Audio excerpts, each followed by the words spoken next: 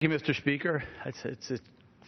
Thank you for the time to speak on the rule. In our process, for a bill to get to the floor, it has to go through the rules, and this is a very, very important bill. I was interested in the debate, listening to the sides, because there is an argument by constituents of having clean bills. One bill, one issue, simply understood, vote on it.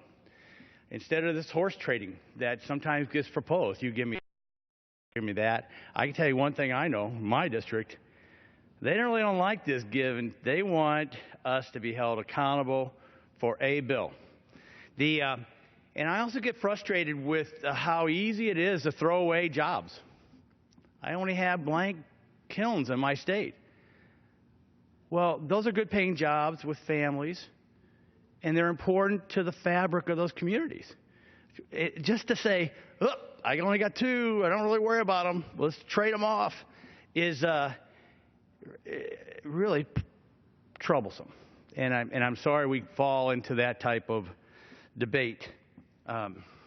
This is really part of a bigger debate, in that the courts have already done this with the Clean Power Plan, the climate change bill. The debate is, okay, EPA, you can do the regulation. Do the regulation. What the EPA likes to do is do the regulation, and they play this game. We know it's not legal. So we will impose the regulation. We know it's not legal. We're going to force industry to comply. And then when the courts say it's not legal, they've already gone too far, and the jobs have been lost. That's factual.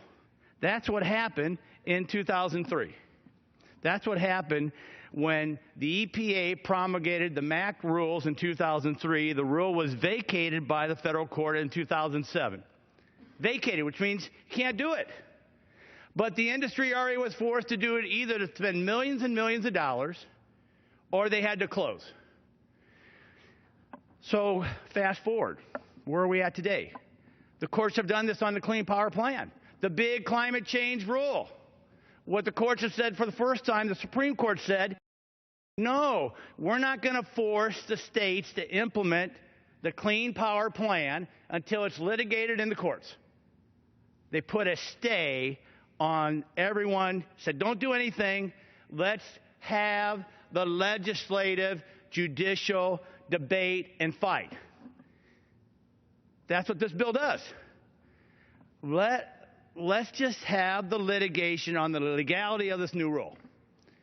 And if it comes up that it's legal, then the industry is going to have to comply. But if it comes out that it's not legal, guess what? We're going to save jobs. We're going to save communities. And we're going to save the family income for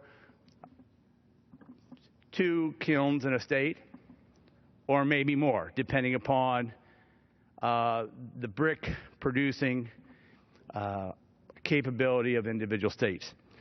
So I'm down here just to thank the Rules Committee for bringing this bill to the floor. I look forward to the debate. It's much more than brick kilns.